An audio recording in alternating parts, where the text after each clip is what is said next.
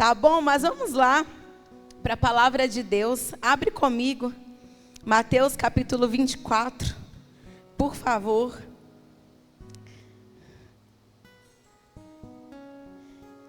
Gente, eu gosto muito desse tema.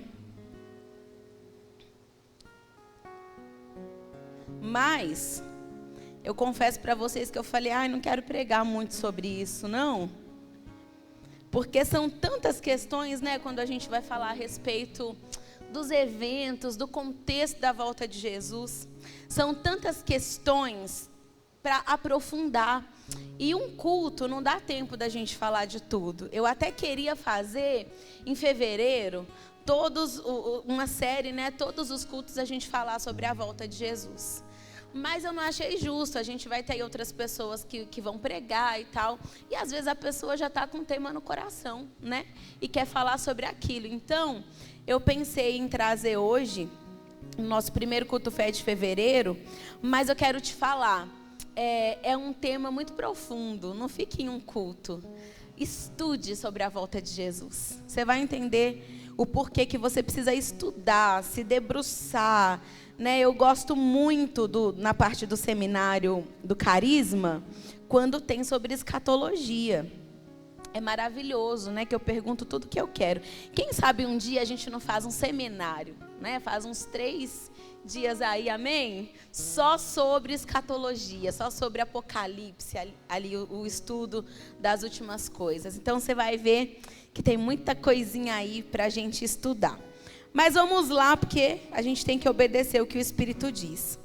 Em Mateus capítulo 24, a partir do versículo 1, fica ligadinho aí você que está com a Bíblia, que a gente vai pular também alguns versículos que serão chaves aqui, né, para a pregação. Então, por isso que a gente não vai ler ele completinho, porque é enorme. Então, pulei alguns. Agora a gente vai ler 24, do 1 ao 14. Depois a gente vai pular lá para o 27, tá? Então, vamos lá.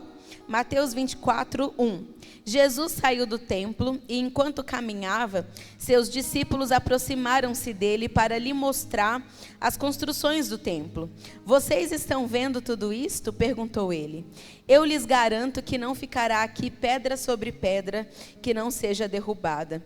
Tendo Jesus se assentado no Monte das Oliveiras, os discípulos dirigiram-se a ele em particular e disseram: Dize-nos quando acontecerão essas coisas e qual será o sinal da tua vinda e do fim dos tempos? Jesus respondeu: Cuidado que ninguém os engane, pois muitos virão em meu nome, dizendo: Eu sou Cristo, e enganarão a muitos. Vocês ouvirão falar de guerras e rumores de guerras, mas não tenham medo, é necessário que tais coisas aconteçam, mas ainda não é o fim. Nação se levantará contra nação, e reino contra reino. Haverá fomes e terremotos em vários lugares. Tudo isso será o início das dores. Então eles os entregarão para serem perseguidos e condenados à morte. E vocês serão odiados por todas as nações por minha causa. Naquele tempo, muitos ficarão escandalizados, trairão e odiarão uns aos outros. E numerosos falsos profetas surgirão e enganarão a muitos. Devido ao aumento da maldade, o amor de muitos esfriará. Mas aquele que perseverar até o fim será salvo.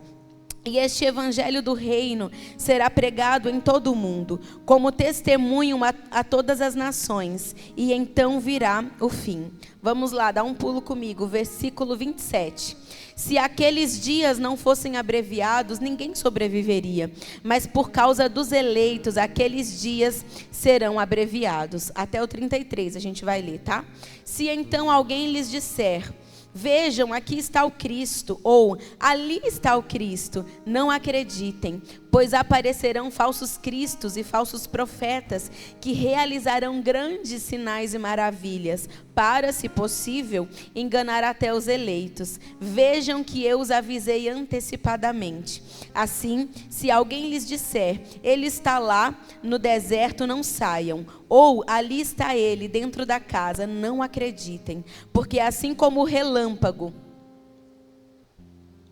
Gente, eu li errado, né? Só agora que vocês... Mas tá bom. Vamos lá. Assim como o relâmpago, cadê o relâmpago?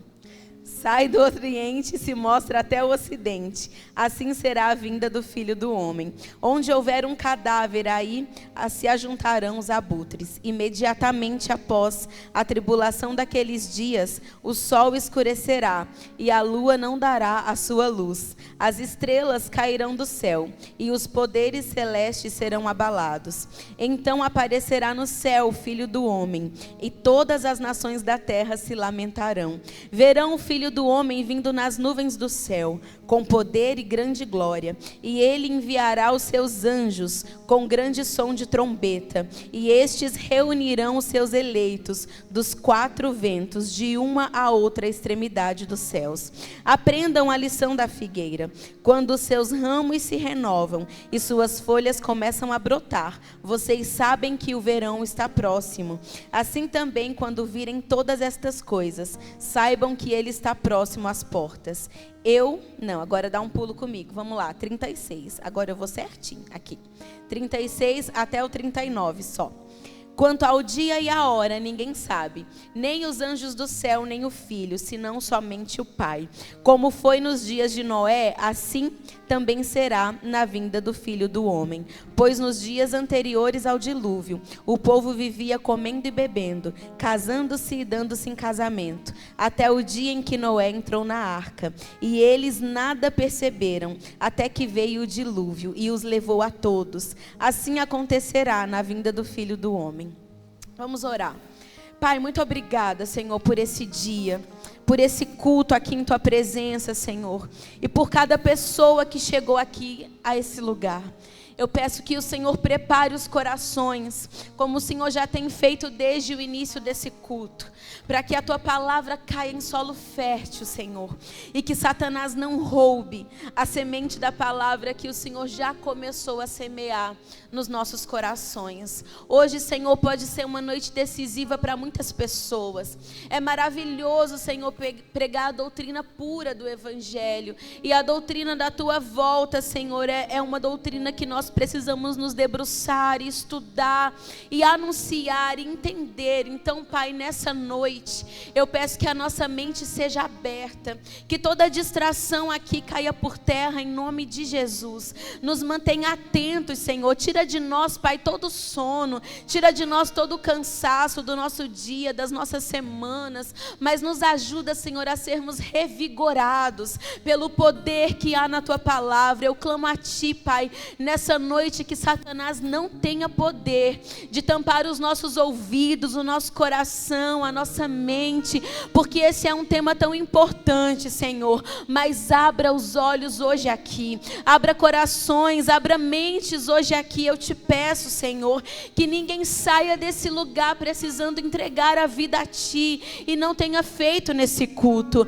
Nós oramos aqui como igreja, Pai, nós oramos por almas aqui nessa noite, te pedimos, Senhor, que se há entre nós alguma pessoa que ia morrer sem salvação, que essa seja a mensagem, que esse seja o dia da entrega dessa pessoa a Ti, de mudança de vida, de mente, Senhor, de hábitos. Eu oro a Ti, Pai, que todo espírito que Satanás enviou para atrapalhar esse culto, tudo aquilo que Satanás tentou causar, Pai, para enfraquecer o nosso culto essa noite, o Senhor repreenda em juízo. Mas envia os Teus anjos aqui, Senhor, envia os Teus arcanjos e toca em cada pessoa, que os Teus anjos possam nos servir aqui nessa noite. Pai, eu oro para que o Senhor seja visto, eu oro para que a Tua manifestação seja não só sentida, mas seja tão perceptível, Senhor, que a gente não fique mais normal aqui nesse lugar, porque o Senhor está aqui, e o Senhor preparou essa noite, esse culto. Obrigada, Pai, obrigada pela Tua palavra, e por mais uma vez, nós abrimos a Tua palavra aqui, ouvimos o que o Senhor está falando conosco. Nós te agradecemos em nome de Jesus. Bem alto, você pode dizer um amém? Glória a Deus, só para tu acordar. Às vezes ora de olho fechado, né? E dorme.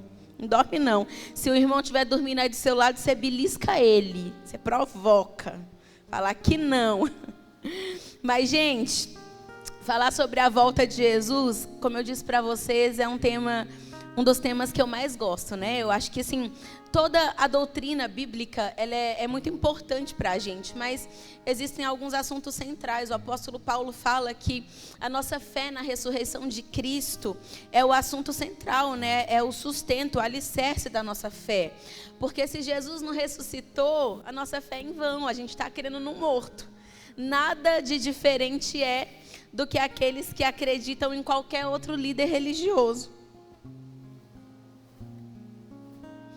Então, eu vou botar aqui na camiseta melhor, né? Que vai que eu tiro o blazer que me dá calor. Então, o apóstolo Paulo fala sobre isso, que a nossa fé na ressurreição de Cristo é o pilar da nossa fé. E na ressurreição de Cristo está intrínseca a sua volta.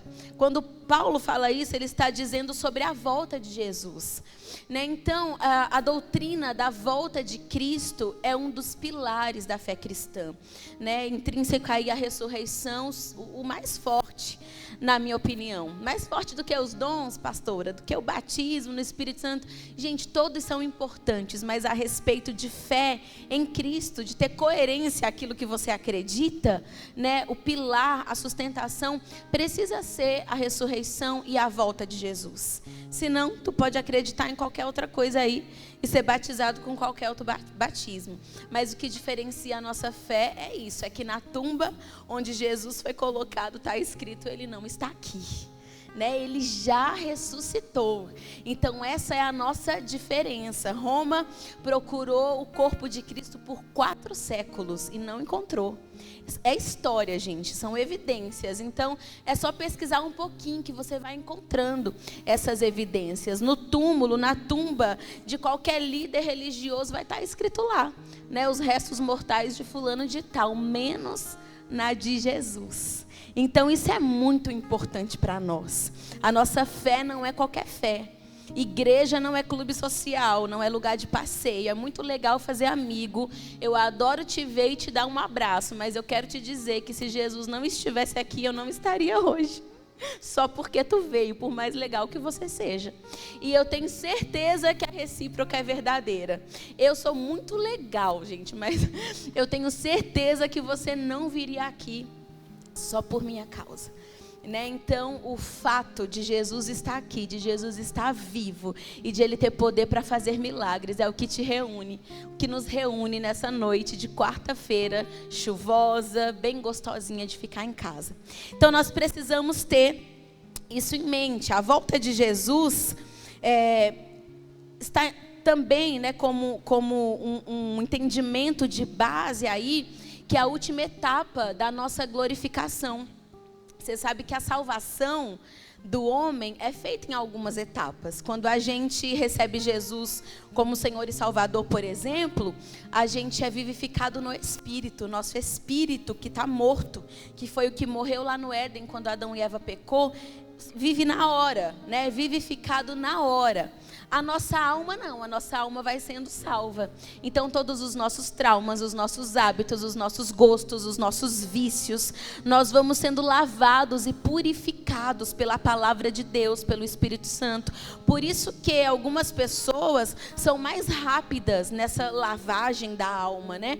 Porque se dedica mais, se empenha mais, ou tinha, vamos dizer assim, era mais fácil, né, de ser limpa ali. Uma pessoa que recebe Jesus hoje, se a Sarinha fosse receber Jesus hoje com 17 anos e tu com 40, olha o tanto de tempo que você teve para pecar. Ela vai ser mais fácil, né? De colocar a palavra na cabeça, de adaptar a vida dela. Você vai ter mais coisas aí para você resolver na sua vida. Não é sobre perdão de pecados, todos são perdoados. Mas na tua purificação, nas tuas experiências de vida, você vai ter que ir colocando aí, adaptando a tua vida à palavra de Deus. E a última etapa da nossa salvação é a glorificação do nosso corpo carnal. É por isso que Paulo, quando ele escreve aos Coríntios, ele vai explicar que a morte é o último inimigo a ser vencido. Porque quando o nosso corpo mortal for revestido de imortalidade, né, Paulo diz, quando o nosso corpo que é cheio de concupiscência for revestido daquilo que é santo, né, sagrado, daquilo que é eterno, então nós diremos naquele dia: onde está, ó morte, a tua vitória? Onde está, inferno, o teu aguilhão? Paulo está falando aqui da última etapa da nossa salvação, que é a nossa glorificação, quando o nosso corpo será glorificado. Gente, você se acha lindo? Você vai ser muito mais bonito lá na glória. Não vai ter nada para tu melhorar. Eu fico pensando como que a gente vai ser. Se eu morrer bem velhinha, que eu fico pensando na minha morte, planejando. E também, né, se eu não for arrebatada, porque eu creio que posso ser. Mas eu fico pensando, se eu morrer bem velhinha, quando Jesus voltar, e a gente vai ressuscitar primeiro, né? Porque os mortos em Cristo ressuscitarão primeiro, diz o apóstolo Paulo. Aí quando ressuscita, você é glorificado na hora. Gente, eu falo assim: Jesus, eu queria ser ressuscitada, glorificada lá, igual eu era com os meus 15 anos. Vocês não ficam pensando que nome que vocês vão ter, porque vocês vão receber um novo nome, que corpo que você vai ter, como vai ser? Gente, fico pensando em tudo isso. Então, isso vai acontecer conosco lá na glória, quando Jesus voltar. A segunda vinda de Jesus, então, está atrelada a tudo isso. É a etapa final do que Jesus veio fazer aqui na terra, né? Quem é o agente nesse momento presente de completar a obra da salvação? É o Espírito Santo. A palavra diz que é Ele que convence o pecador, é Ele que nos batiza, é Ele que nos ensina, Ele intercede por nós, Ele nos purifica. O Espírito Santo é o agente agora, nessa era, né, de completar aí a obra da salvação. Mas Deus escolheu também umas pessoas muito tortas para trabalharem nessa etapa da salvação, que somos eu e você, que é a igreja. A igreja faz parte disso. Você vai entender comigo como que a igreja faz parte disso e o porquê que é tão importante você estudar sobre a volta de Jesus. Muitas especulações são feitas a respeito da volta de Jesus, sabe? Porque gera curiosidade. As pessoas querem saber, as pessoas fazem filmes, séries, canções, falando sobre o Apocalipse, porque desperta curiosidade. Mas eu e você precisamos nos debruçar sobre esse ensino, sobre essa palavra, não apenas por curiosidade, não apenas porque é legal saber. Eu gosto muito de saber, eu amo aprender coisas novas, né? Ouvir algo que eu nunca ouvi na vida, amo essas coisas. Mas o estudo da volta de Jesus não é para isso, não é por especulação, é porque é a minha missão, é a tua missão. Como é que você vai fazer alguma coisa que você não sabe o que está fazendo? Como é que você vai falar da obra redentora de Cristo do início ao fim, se você não tem noção, ideia de como serão os últimos acontecimentos ali, o que a escatologia se debruça em tentar explicar, em tentar entender? Então você precisa saber disso. A igreja precisa pregar sobre isso. É necessário que tenhamos, sim, simpósios, convenções, disciplinas, cultos, sabe, falando sobre isso. Porque de uma geração a outra geração, nós precisamos passar essas doutrinas importantes sobre a palavra de Deus. E Deus, Ele no Antigo Testamento, o que Deus fez? Deus escolheu profetas para falar que Jesus viria. Né? Existem profetas que são conhecidos por um segundo nome, como Isaías. A gente fala de Isaías, a gente fala o quê? O profeta messiânico, porque ele pregou muito sobre o Messias. O Messias, né, na língua hebraica, significa ungido, que é o mesmo que Cristo na língua grega. Então, quando ele fala sobre o Messias, ele está querendo dizer que virá o ungido do Senhor. Virá aquele que Deus mesmo profetizou lá em Gênesis, aquele que vai esmagar a cabeça da serpente, que é Satanás. Então, quando nós começamos a observar no anúncio de Jesus, do plano da salvação, os profetas no Antigo Testamento, eles foram usados para isso, para anunciar que Jesus viria. João Batista, o último profeta dessa linhagem, ele é usado por Deus como precursor, ou seja, o último profeta dessa linhagem, aquele que preparou o caminho para Jesus voltar. pregando sobre o reino de Deus, pregando sobre a salvação, anunciando o batismo para a remissão dos pecados e falando sobre Jesus. E aí quando Jesus vem, Ele mesmo ratifica, é chegado a vós o reino dos céus. Mas depois que Jesus sobe, né, foi onde eu disse, essa categoria de pessoas tudo torta, que participa dessa etapa do anúncio do plano da salvação, que é a igreja. A igreja tem uma missão, que é pregar ao mundo que Jesus voltará. Se você receber Jesus hoje como seu Salvador, qual é o teu compromisso? Pregar que Jesus veio, morreu por nós, ressuscitou e vai voltar. É por isso que quando Jesus está falando de João Batista, eu particularmente tenho essa interpretação, tu pode ter outra, mas eu acredito que é por esse motivo. Jesus, quando ele fala de João, ele diz assim: dos que nasceram de mulher, nenhum homem é maior do que João Batista. Mas aí ele complementa e ele fala: porém o menor no reino dos céus é maior do que João. Por que que eu e você somos maiores do que João? Porque a natureza da nossa mensagem mudou. João fazia parte dessa antiga ordem. Nós não somos maiores porque somos melhores. Nós não somos, né, quem dera, não somos maiores do que João porque falamos melhor, pregamos. Não, por nada mais a não ser que a nossa mensagem, a natureza da nossa mensagem é mais importante. Por quê? Porque passou tudo aquela era. Agora Jesus voltará. Então, por que que você é grande no reino dos céus? Porque a mensagem de Jesus precisa estar na tua boca. Você precisa falar de Jesus. As pessoas lá fora que não conhecem o que é ser tocado por Jesus nunca vai entender essa urgência que todo crente tem de falar de Jesus, de meter Jesus no meio. Às vezes nem cabe Jesus na conversa, mas tu está enfiando ele no meio, falando dele, encontrando ocasião, buscando oportunidade, orando pelas pessoas, fazendo grupo de oração, pregando para os seus familiares, porque é urgente as pessoas saberem que Jesus vai voltar. Nós estamos na última etapa da salvação. As nações precisam saber. A tua família precisa saber. Tem uns parentes que não dá para você pregar? Tem. Em casa também é assim. Aí eu não prego para eles mais, eu só oro por eles. Jesus, envia alguém para pregar. Envia alguém para eles acreditarem, dar uma experiência contigo, porque Jesus não precisa de ninguém para pregar o evangelho. Se ele quer converter alguém, ele converte, dá um sonho, a pessoa acorda com medo, dobra o joelho e aceita Jesus. Não é? Já aconteceu isso com tantas pessoas que eu conheço. Então, meu querido, nessa etapa sobre o anúncio da volta de Jesus, você é uma peça-chave.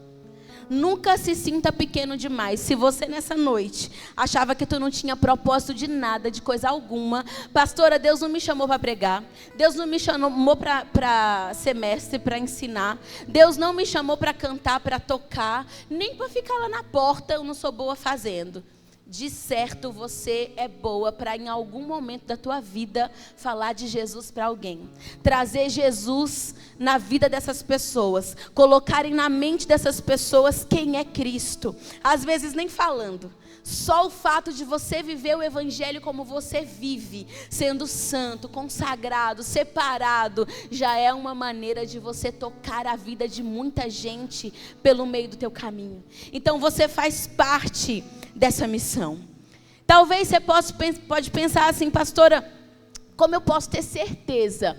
Quem que falou sobre a volta de Jesus, além do próprio Jesus? Porque esse sermão aqui é Jesus mesmo que está falando sobre ele, sobre a volta dele. Os anjos falaram sobre a volta de Jesus. Os apóstolos falaram sobre a vinda de Jesus, a volta. Nós temos um livro todinho falando sobre isso, que é o Apocalipse. Mas nós temos em toda a Bíblia Sagrada esse conceito. E por que eu estou defendendo isso para vocês? A doutrina da volta de Jesus. Por que eu estou fazendo aqui uma mensagem um tanto quanto a apologética, né? A gente defender a nossa fé.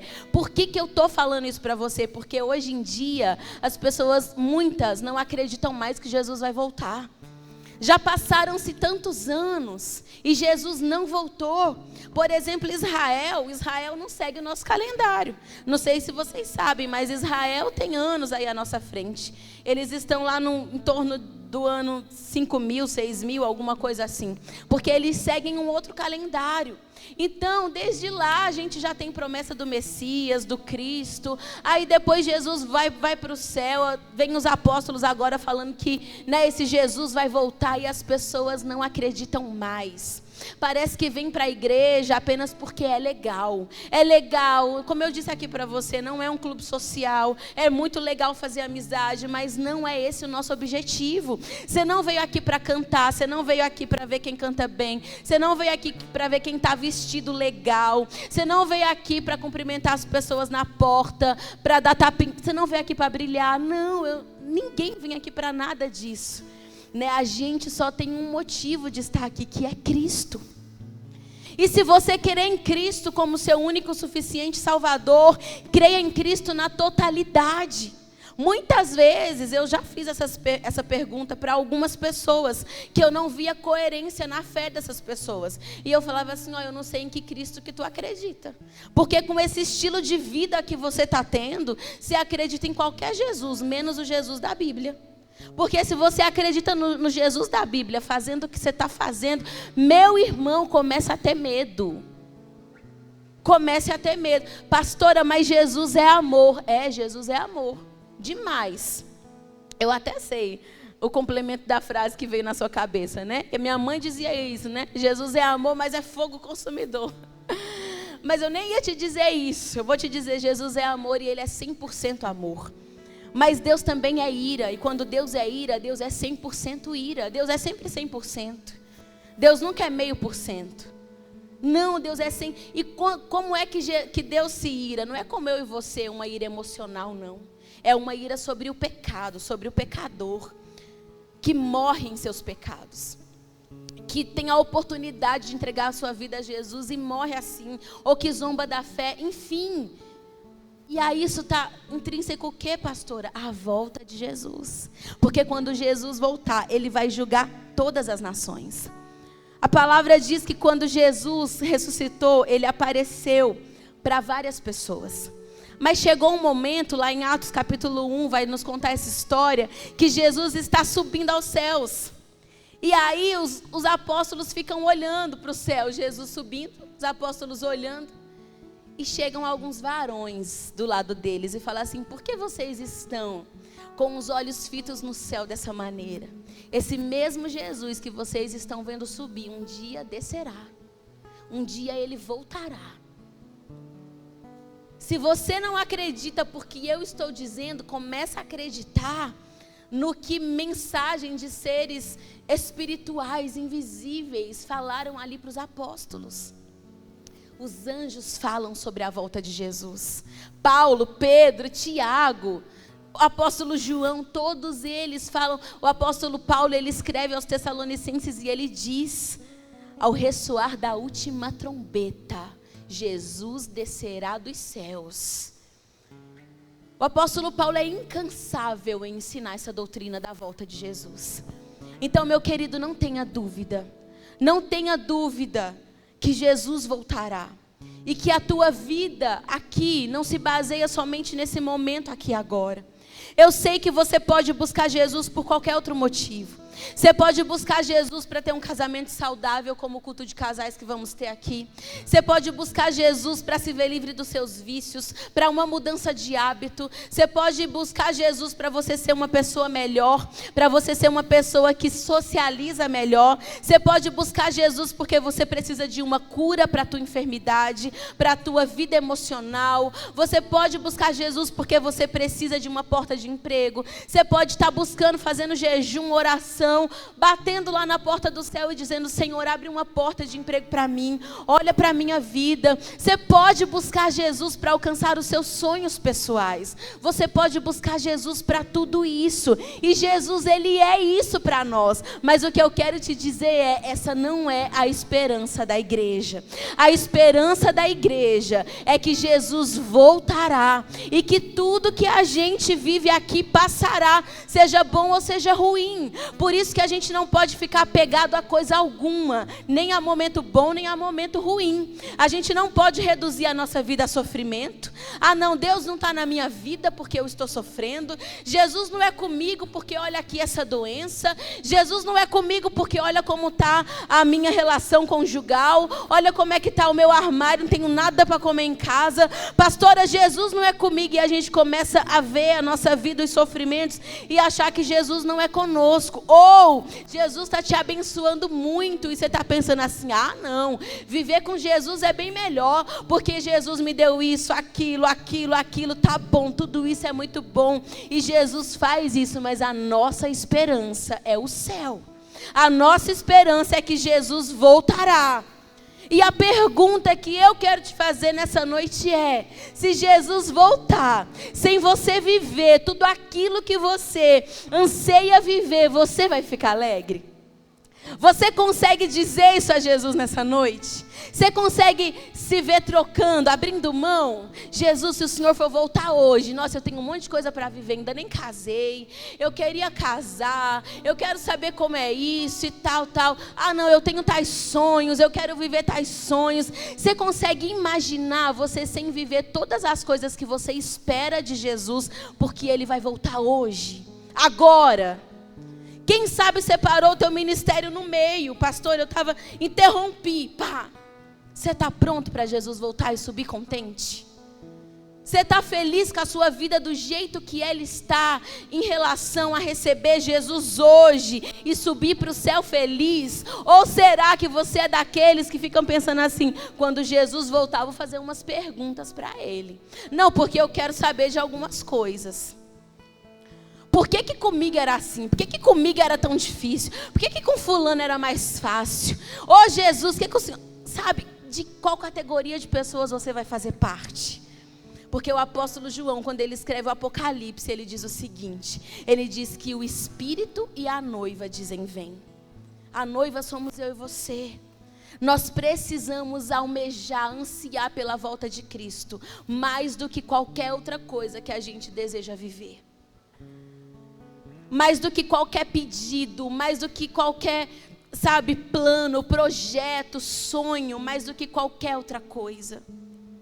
Enquanto você viver, enquanto Cristo não voltar, se empenhe sim em viver aquilo que você almeja, deseja, ore, jejue, busque.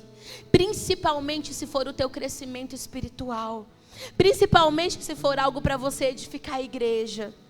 Sabe, dons espirituais. Gente, eu não sei se vocês percebem isso, mas quando eu converso com algumas pessoas, principalmente com cristãos mais antigos, vai fazer quase 20 anos que eu me converti. E quando eu converso com cristãos até mais antigos, e eu começo a falar sobre oração, os motivos de oração, o que as pessoas estão buscando, poucas pessoas dizem para mim: eu oro por dons espirituais. Eu oro para eu ser revestido com tal dom, para Deus me agraciar com tal dom. Eu oro, pastora, toda madrugada. Não, as pessoas fazem esforço na madrugada porque elas querem coisas ou posição. Mas pouco se busca hoje em dia para você ser um cristão que tem dons, para você ser um cristão que edifica a igreja, sabe, dom de profecia, ciência da palavra, revelação, conhecimento. Para você ser um cristão que interpreta a língua estranha, que fala em 300 línguas estranhas e que entrega e que é uma bênção na terra. Não se busca mais. Muitas pessoas até querem, mas querem de um jeito errado e também buscam de uma maneira errada.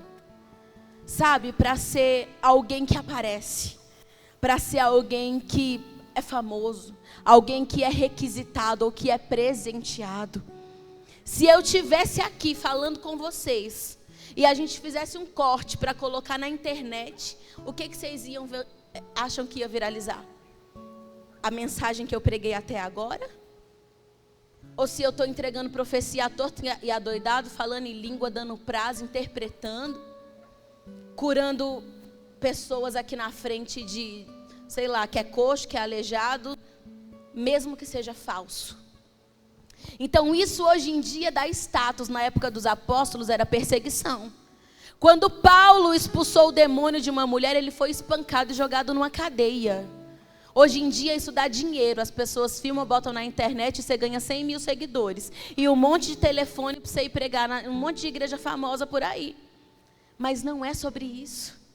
Não é sobre isso, nós precisamos entender que a nossa esperança, ela é viva, ela é forte, ela é segura, é a volta de Jesus, é sermos equipados pelo Espírito Santo para anunciar a sua volta, porque naquele grande dia, que nenhuma pergunta fique de pé no seu coração, que você consiga olhar para Jesus e exultar, rejubilar, regozijar, não fique com saudade de nada aqui da terra. Aliás, você nem subiria se você ficasse com saudade de alguma coisa. Eu estou só parafraseando aqui com você para te estimular a ser alegre, contente, realizado e completo, porque você conhece Jesus, porque você tem uma missão que é anunciar a volta de Jesus, e você precisa buscar os dons do Espírito e buscar qualquer outra coisa em Cristo com vistas a essa missão. Eu preciso anunciar Jesus, eu preciso resplandecer Jesus, eu preciso que Jesus olhe para mim e me entenda como um agente, alguém com quem ele possa contar. Porque muitas coisas difíceis esperam a igreja.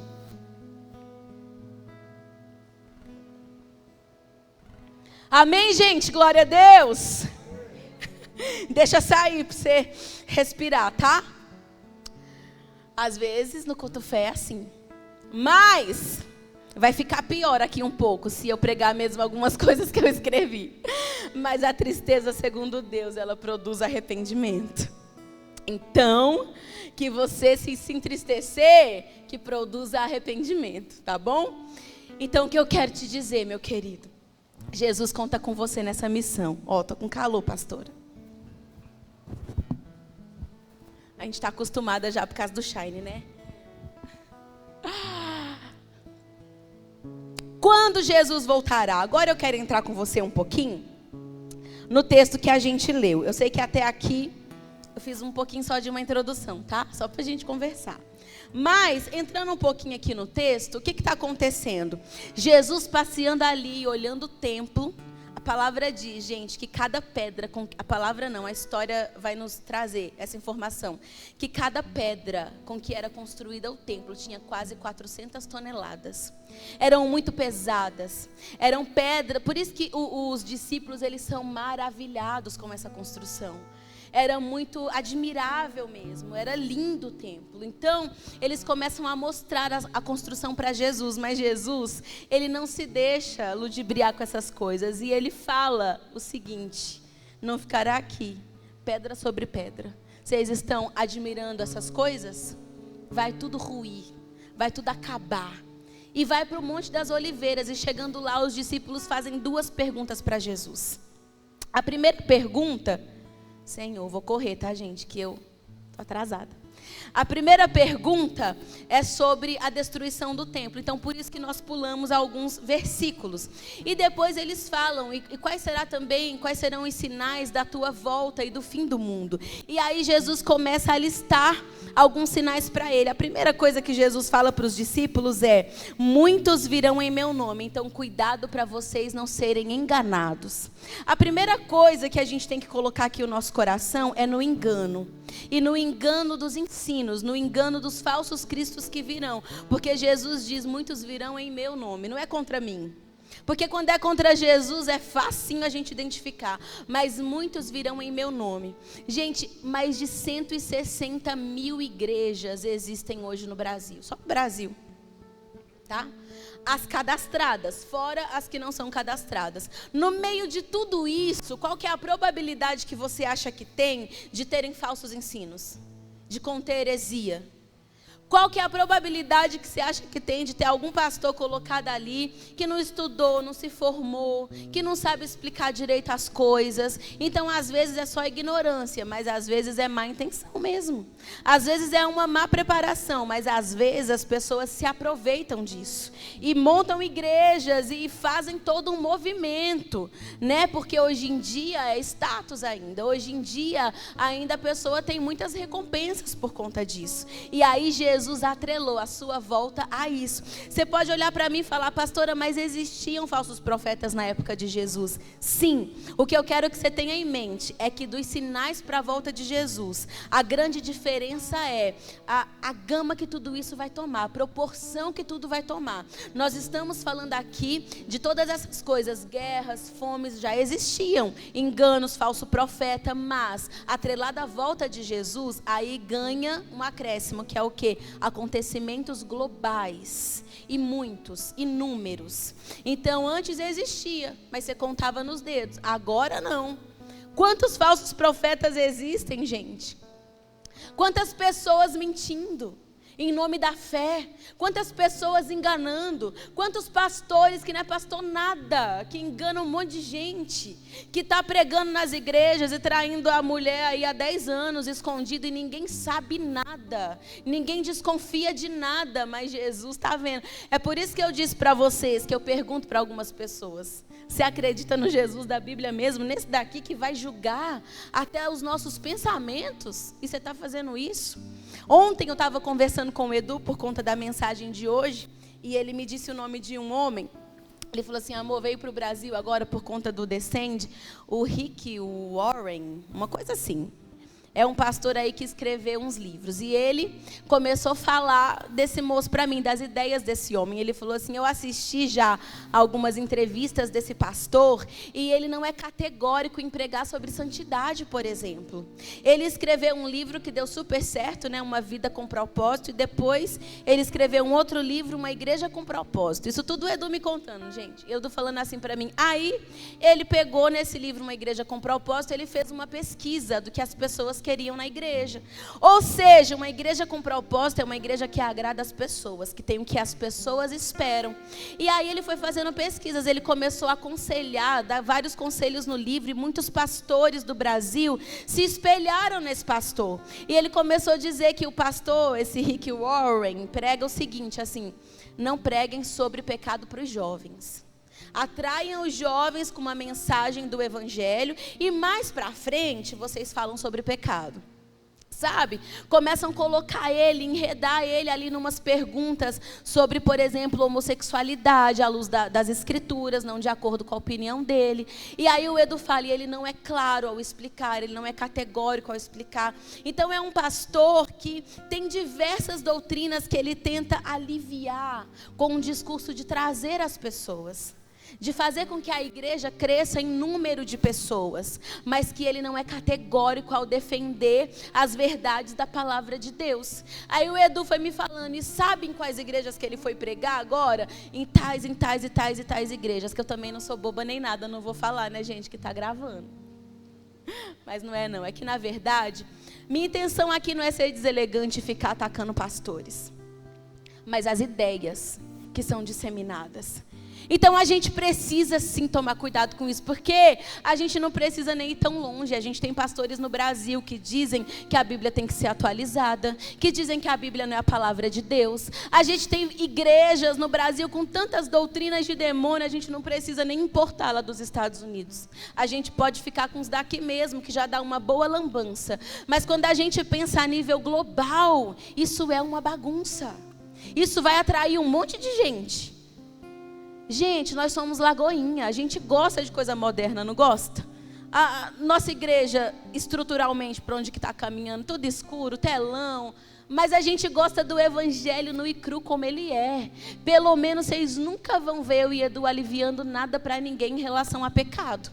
A gente sempre vai abraçar pessoas, porque o único que tem poder de transformar é Cristo. Mas a gente não quer pessoas a qualquer custo. A gente não quer encher a igreja de gente, mas que essas pessoas não estejam no céu. Pelo menos não através da nossa pregação, não através do nosso aconselhamento, não através daquilo que a gente está ensinando. O que Cristo está dizendo aqui? Tomem cuidado com essas pessoas. O apóstolo Paulo, por que eu estou falando desses homens aqui para um? Eu até dei o nome dele. Por que eu estou falando? Porque o apóstolo Paulo, ele falava abertamente. Ele dizia, como é que vocês vão julgar os de fora se se vocês não julgam os de dentro?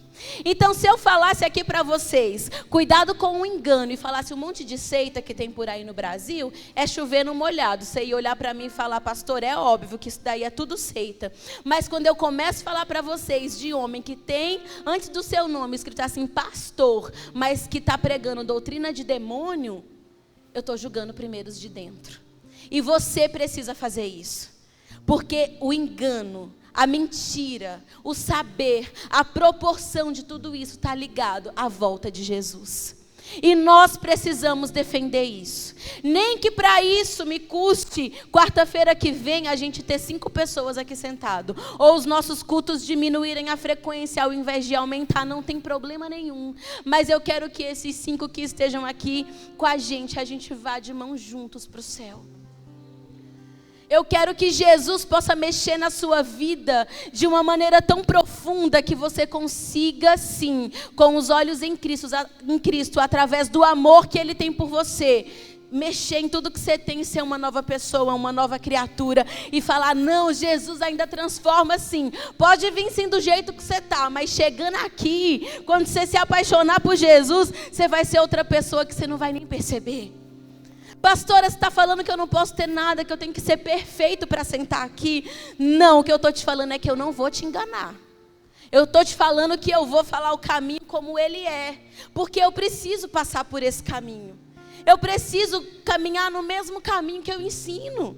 Porque senão eu sou hipócrita igual esses outros líderes religiosos. Se eu prego certo para você e eu vivo no errado, eu vou estar atrelada a outro sinal da volta de Jesus, que é os escândalos, são os escândalos. A palavra diz, Jesus falou, por se multiplicar a iniquidade, o amor de muitos se esfriará. Por que as pessoas recebem Jesus, amam Jesus, mas deixam Jesus muitos? É por conta do pecado da liderança. De uma liderança corrompida e hipócrita, que prega sim, mas que não vive o que prega. Então, gente, eu vou falar para vocês, eu morro de medo, tremo na base. E eu vou ser bem clara assim para você entender, que esse é meu jeito. Eu tenho medo até quando eu tenho uma pequena discussão com o Edu. Eu morro de raiva de brigar com ele, porque eu falo, nossa, que ódio que eu vou ter que pedir perdão, me reconciliar correndo, porque essa semana eu vou ter que subir lá no altar para pregar. E com que cara eu vou olhar para a igreja? Vou falar para você como é que você tem que viver em casa e eu estou com ódio do meu marido no meu coração, mesmo que ele mereça. Não posso, a gente não pode, então, das pequenas coisas às grandes coisas. Das pequenas às grandes. Para quantas pessoas eu olhei aqui, eu falei, gente, ora por mim, porque a minha mãe sofreu um acidente e tá um caos lá com as minhas irmãs. Às vezes eu quero esganar elas. Peço oração. E depois paro de ficar brigando, porque senão a gente fica se estressando com parente. Então quero falar para vocês. Isso, Danilo, pode ir subindo para me dar um toque. Tá vendo, gente? É muita coisa da volta de Jesus. Eu quero falar para vocês. O grande sinal da volta de Jesus são acontecimentos globais. Um sinal maravilhoso que Jesus falou aqui. Guerras, rumores de guerras, fomes, terremotos. Tudo isso está atrelado à volta de Jesus, mas agora num nível global. Um evento importantíssimo que a gente precisa entender que está atrelado à volta de Jesus é a nossa política. Não só brasileira, tá? Do mundo inteiro. Porque quando Jesus está falando sobre os sinais, em vários sinais ele diz, vai acontecer isso, mas ainda não é o fim. Vai acontecer isso aqui, mas não é o fim. Mas quando ele diz que o evangelho será pregado no mundo todo, para testemunho a todas as nações, então virá o fim. É por isso que Satanás ele vai na contramão, né? Já que o conhecimento do evangelho é o que vai apressar a vinda de Jesus, eu vou deturpar esse conhecimento para as pessoas não crerem e atrapalho isso daqui. Só que aí vem a política, que é um sistema de governo mundial. E que aí nós precisamos estar muito conscientes do que Satanás quer fazer. Porque atrelado à vinda de Jesus e com esse olhar político, nós vamos falar o quê? De um só governo. de uma só economia, de uma só moeda. Por isso que precisa acontecer o caos, guerra, terremoto, fome. Por quê? Porque aí o anticristo vem com a solução para todas essas coisas. E o anticristo não é senão um homem político. Ele é um líder político. Ele é um homem da terra, levantado com uma ideia diabólica, com uma falsa paz mundial, apresentando solução para todas as catástrofes e problemas da humanidade. Então é muito interessante sim que as pessoas estejam passando fome. É muito interessante que as famílias não prosperem, que empresários não prosperem, que as pessoas não tenham acesso à mudança de vida. É muito interessante o caos instaurado, sabe? Instalado na terra. Todo mundo passando necessidade, sem vacina, sem cura para a doença, sem a ciência se desenvolver, e atrelada a isso, uma perseguição religiosa como nunca foi vista antes. Porque atrelada à perseguição religiosa está atrelada à pregação do evangelho e aí a volta de Cristo. Se lembram quando Jesus, você pode se colocar em pé comigo? Você se lembra quando Jesus, ele subiu aos céus? Os discípulos começaram a ser muito perseguidos, para que eles pudessem ir a todas as nações, levando a palavra de Deus. Assim vai ser no final dos tempos também. Só que uma perseguição nunca vista, porque o único povo capaz de peitar o anticristo com as suas ideias e as suas mentiras é aquele povo que foi tocado um dia por Jesus. É a igreja aqui na terra. A única instituição capaz de pregar o verdadeiro príncipe da paz, de trazer solução para os problemas da humanidade. Embora o reino de Cristo não seja terreno, a palavra diz que bendita é a nação cujo Deus é o Senhor. Então assim um olhar da igreja, pastora, existe um olhar da igreja para tudo que seja ligado à política, à economia, às ideias. Pastora, mas tanto de um lado quanto do outro, vamos lá, porque eu não falo por meio termo, você sabe que eu falo as coisas que eu quero falar. Tanto governo de direita, pastora, quanto governo de esquerda, tem coisas aí que a gente precisa ficar em alerta, tem mesmo. Fique muito em alerta. Não acredite. Gente, eu não acredito em boa intenção de ninguém. Em boa intenção de governo nenhum, de político nenhum. A pastora invadiu lá para promover a paz. Não é nada, gente. Tá a mesma coisa lá na Venezuela. Pastora, me fizeram essa pergunta. Eu vou responder lá no Instagram, tá? Calma. Você é direita ou esquerda? Eu vou falar para você, eu sou de Jesus. Eu não defendo ninguém. Eu não vou defender homem nenhum. A única coisa que você vai me ver falar e fazer é o que está dentro das pautas da palavra. O que não fere a palavra de Deus. O que eu não posso ser a favor de jeito nenhum. É isso que eu vou fazer. Porque eu não fui chamada para cá. Você não foi chamado para cá. Eu sei que não vai adiantar, e eu vou te falar, não vai adiantar, o caos vai vir, a guerra vai vir, a fome vai vir, as doenças, tudo vai acontecer, mas o quanto estiver ao meu alcance, ao seu alcance, o que a gente tem que fazer é quais são os princípios da palavra de Deus, e qual visão política mais vai se encaixar aqui, vai ser 100%? Não, gente, porque é uma visão política, mas a política é importante. Eu e você precisamos entender que o anticristo, além de ser um líder político, ele vai ser um líder cuja adoração vai ser voltada a ele. Porque se ele quer um governo, uma moeda, uma economia, se ele quer um sistema único, ele também vai querer um sistema único de religião. Porque muitas religiões também causam muitas guerras. E ele quer o quê? A paz, entre duas grandes aspas, global. Então ele vai também ter a religião dele. E para isso, o que Jesus escreve no finalzinho? Muitos falsos profetas surgirão, porque ensinarão aquilo que o anticristo deseja, falarão doutrinas que o povo quer ouvir. Você acha que está difícil agora? Vai ficar muito mais difícil depois. Muito mais. Eu quero finalizar com você dizendo que Jesus, ele chama a atenção da gente para duas coisas. Quando ele acaba de dizer tudo isso, ele fala assim: será como nos dias de Noé, as pessoas estarão desapercebidas.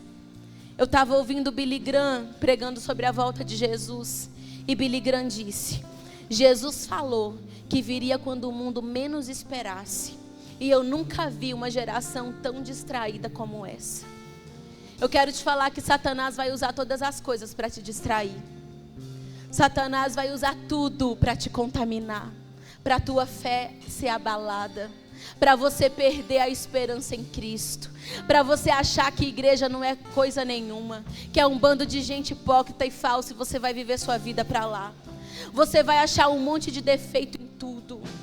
Você vai ficar desmotivado, você vai perder a alegria se você ficar distraído naquilo que Satanás está colocando na tua vida para te distrair.